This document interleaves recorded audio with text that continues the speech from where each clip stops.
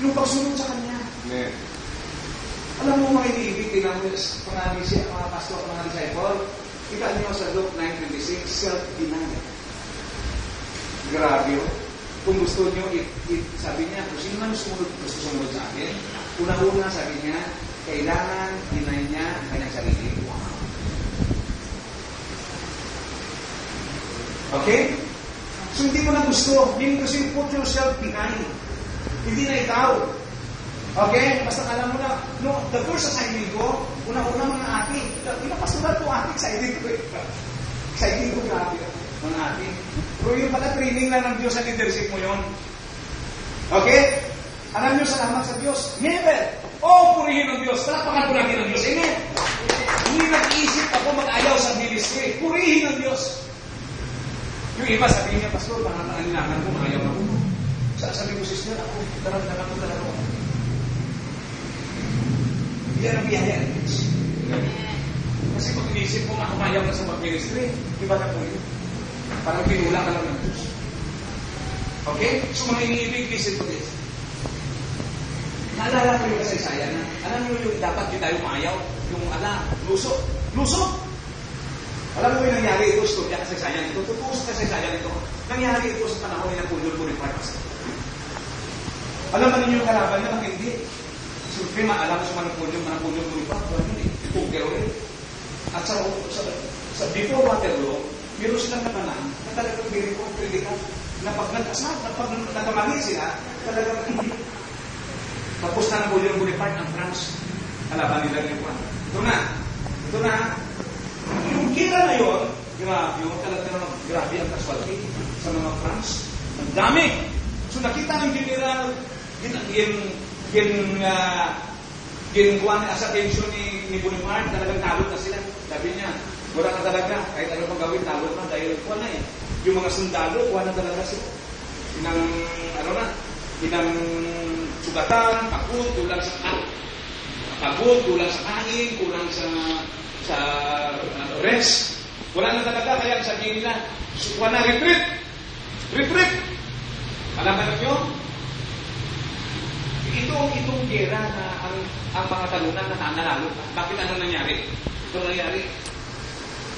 Yung mali ng mga France, kasi noon, magkuha na, pag-ready na, nakakuha na ang drum.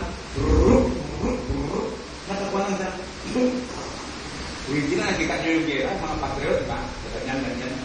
Ngayon, hindi ka niya nakakuha. Tapo, noon yung gera, nakatamapat niya. May mga bandera na. Okay? Ito na. Dahil sumatan na sila. Okay, sabi niya, retreat! Di paano problema? Ang kanilang drummer ay hindi niya alam mag-drum ng retreat. Basta mag-drum. Uy, yung drum niya pala atak yun. So ang lahat tumayo, bigyan ko siya. Tuloy ang kina. Pero yung command na, retreat. Talagang ready na, nag-retreat na lang yung retreat. Grabe yung retreat. Wala na lang, sige na lang, okay na kahit wala na bata, atak, makita kayo ng kwan, nakalaban to. Kita ng kalaban. Alam ba ninyo yung nangyari? Alam ba ninyo, sabi ng mga, sana panalo na sila. Yung mga disgusting na ito, talaga nagahumintado na. Nakita nila ngayon ito, alam ba ninyo, na-turmint din ang kalaban. Napanik din ang kalaban. Okay, dahil sabi niyo, wala na ito, susat mga ito. Kaya alam ba ninyo, nag-announce pa sila, retreat, ayaw ang retreat. Mga ibig, kapag tuloy, kahit wala ng mga mata, tuloy. Ganyan mga ibig. Ang dapat mangyari sa wala ng Diyos. Wala retreat. Amen. Okay? Amen. Hello? Amen. Sapagkat, hindi po tayo naturuan ng Holy Spirit, ng retreat. Yes. Amen. Ang utos sa atin ng ating commander-in-chief, tuloy, diretso lang, keep going, sapagkat mga iniibig, kapag tuloy, bahala na siya, kanya yan, sa kanya na, amen, ang tagumpay, palapakan ko natin yung Diyos. Ang maganda kasi yung pag-obey. Kaya, alam ba rin yung mga iniibig sa panahon ngayon? Ano na ng Diyos yung tapat sa kanya? Kaya tumating sa kwan, di ba? Yung talent, di ba? Good and faithful. Yung nasabi ng Diyos, good and faithful servant. Yun ang sinasabi niya pagdating sa rewarding. Dahil mabuti at tapat ka, ano yun? Grabe. So mga iniibig sa panahon ngayon, tandaan po natin ito, ha? Ang kailangan tapat tayo sa pag-umpisa. Situ'y tapat kita. Kaya may conflict yun. May warning na si Pablo sa Galatia 3:3. Nag-start kayo sa Spirit. Ano kayo nag-end? Nag-end kayo sa Diyos. Sa laman. So mga iniibig, kung nag-start tayo sa Spirit, situ'y na mas mag-end kita, mas maganda pa. Amen. Mas nag-end kayo sa Spirit. Palakpakan po natin. Hello? Amen. Alam niyo si William Carey na binasan ko sa India. Isipin mo kamukuan, kahit no, pumunta sa India, galing sila sa England. Alam ba niyo yung tunay niya na kuha? Matagal na panahon, wala pa oras lang. Namatay pang asawa yung anak niya. Sabi nga nang nabasa ko, isa na daw convert. Pero sabihin ko sa inyo mga iniibig. Grabe. Pero yung umpisa na yun, tandaan mo ito ha, do not despise the small beings. Amen. Hindi mo gawa yan sa Diyos. Hallelujah. Hindi mo po gawa yan, hindi po atalin natin skill yan. Gawa ng Holy Spirit. Ang gawin lang po natin, sumunod sa Kanya. Sapagkat po, kapag sumunod tayo sa Kanya, yan, marikapture ulit natin ang revival. Ang tunay na revival. Sapagkat ang pangako ng Diyos, Acts 2:28, I will pour out my Spirit on all flesh. Palakpakan po natin ang Diyos. Sa lahat yan. Kaya kailangan natin may kapangyarihan talaga. Yung kailangan si Tuwid, ang tulad yan, nag-drama ka, si Tuwid, alay ka. Huwag ka-aakyat yan, hindi ka umay. Hindi, wala ka apoy. Ako ka magpalis po yun na yan ay pangalan sa Diyos. Yung tinarap na sabi ko sa mga anak. Kaya ito, yung anak ko, yung 3 years old, si James, 30 ng dapat niya. Pag siya humawak ito, ngayon 10 years old na siya. Sabi ko sa'yo, magbugulo ito. Sapagkat sabi ko, anak, sa tuwid nandiyan ka na si tuwid na alay. Kailangan buhay tayo. Kasi pag buhay ito, bababa yung presensya ng Diyos, buhay na natin. Kaya huwag kayong paaakyat bago dyan, ito na kayo. Diyos na natin, no. Alam ba ninyo mga inipit? Pag umakyat dito, si Tuwid may prayer. Huwag kailangan ko. Sapagkat habang umawit, may warpin na. Warpin na siya. Pagkaya yung drama, lakyan ko. Si Tuwid po. Si Tuwid may insight na. Ito, hating gano'n, nalala ko sa kuwan dito sa probinsya namin. Mayroong school, na high school, na demon po na. Napagpog ito ng demon po, isukso. Isukso talaga. Grabe yung hindi. Kung narinig ko sa radio, grabe yung mga demon po sis. Talaga makakuha mo, imanayo sa amin po ako sinahan. Sabi ko, hindi, daming pastor. Okay, so tayo minaigdor ko. Ito natin pala gusto ng Diyos sapagkat pinaprepare niya mga disciple sapagkat gusto niya na ako. Ito pakinggan niyo ha.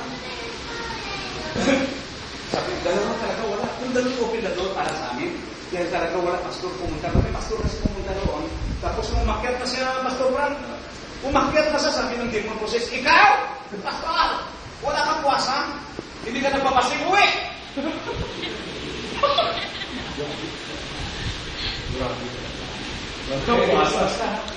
Kapatid, hindi ito Pilipinas ka talent. Handa ko ng pinya. Isahin ko lang na. Disciples. Yes, Lord. Yes. So pagka po hindi ka talaga inang blessing sa Diyos doon. Napaka, yung motive mo lang, hindi ka maglulong. Yes, Lord. Okay, pero sabi mo, Lord, I offer this to you. Lord, give me wisdom. Dagdagan mo pa, Lord, na ako ay magkuhan, magkaragan na ako. Okay, no, habang umaawit kami. Okay, no, ang buong mga kadiliman dito, natatakot sila tuwing kami umaawit. Amen. Ang pinakagrabe na ito, baka pag tumutugtog kayo, mga demonyo sumasayaw. Kasi tuwing natutugtog kayo, na ang mga demonyo, tuwing umaawit kayo, natatakot. Pinaturbik natin silang amen. Amen. Okay, ito na. Dumating na kami roon. Ito ko magtatapos. Kaya, iba talaga yung kapangyarihan ng Holy Spirit. Amen. Hallelujah. Iba talaga ba? Pastor, iba talaga ang mga pastor. Iba talaga. Iba talaga nakuha ka sa tuwid ng Holy Spirit. Amen. Ito na, nung kami pumunta doon sa electronic kami. Tapos, isip pa pumunta doon. Dumaan na kami sa mayor, tapos nag-guide sa amin ang vice mayor. Talaga hindi kaya. Tapos ito pang announcement nila. Announcement pa ng mga kulto. Mayroon pang isang barko. Okay, isang barko pa na darating. Grabe, isang barko pa daw mga demonyo. Isipin mo yan sapagkat ito na. Pagdating namin gabi, sabi ko, pre, doon palang sakit, awitan namin, mga victoriso. Lahat. Kaya pagdating doon, sabi ng Vice Mayor, Pastor, mga 8 o'clock. Kaya sabi ko, church tayo, saan church na magamit? Hindi lang namin yung assembly sila. Ito na, awitan kami doon. Allah, awitan talaga. Mamaya awitin namin yun. Mga kwan talaga, mga victoriso. Mga I know it was the blood, I know it was the blood. No, it was the blood for me. One day when I was lost, He died upon the cross. No, it was the blood for me. There is power, wonderful. Yan ang mga dapat mabalik ng mga ulitin niya. Amen. Una, paglabas na namin. Pastor, nandiyan na. Matatapos na ng worship. Grabe. Alam mo mga whisper talaga. Kasi pupuntahin talaga. Sabi ng mga disciple, doon talaga mabilis mo. Alam mo, talaga yung manahon. Tandaan mo ito, hindi kayo ulit. Nung wala pa, grabe, akala mo talaga. Tapang, turulong pa natin na kami. Sabi ng isang pastor, tumatayo ang buhok mo. Bakit? May sakit tumatayo eh. Sabi ko, wala na, daya na. Wala na yun. Alam niyo, totoo yun, kapag kayo ng Holy Spirit, kapag kayo ay sa tuwid baptized ng Holy Ghost, kapag tayo pala ay gusto natin palagi na ang Diyos ay victorious, willing na tayo sumunod sa Kanya, ay pero nakita niyo na, pagbalik pa lang namin, tandaan mo mga inipin, 5, isang babae, 5 tao, malalaki ang umawak sa Kanya. Pagdating namin, purihin ang Diyos. Sabi niya, nanghina sa kabat. Kaya sabi ng tumayo ng buhok, sabi niya, Pastor, okay na yung buhok. Hindi na yung buhok. Meaning to say after that, purihin ang Diyos. Okay, noon mo sila, dinala sa amin doon, mga demon bosses, mga inibig sila na palaya. Sabihin ko sa inyo, sapagkat bago nangyari yun, the Lord prepare us. The Lord equip us. Amen. Amen. Willing to obey Him. Kaya mga inibig, recapture natin ang revival. Ang ibig ko sabihin next day, nag-proceed kami mga inibig. Lahat ng mga demon bosses nandoon sila. Isang barangay, napakarami pong tumanggap sa Diyos. Mga inibig ko sa araw ngayon, sapagkat ang gusto lang pala ng Diyos, tandaan niyo ito, siya pa rin ang may control. Siya pa rin ang mga kapangyarihan. Mga inibig sa kanya ng Diyos na hindi nakatalo. Amen. Recapture ka. Okay? Mahalaga ito sa atin. Okay? Bibili. Kailangan tayo sumunod sa Diyos. Amen. Paano man kahirap yan, sisi? Ako dahil nila ng kahirapan talaga. Alam ba niyo yung hirap niyo? I always ask God, ayaw ko yung malungkot ako. Kahit ano ba? Kahit ano ba yung karanasan ko, ano ba yung status ko. Ang para sa akin, yung mabibigyan ko lang ng Diyos ng kaluwalhatian. Amen. Mag-glorify mo sa buhay.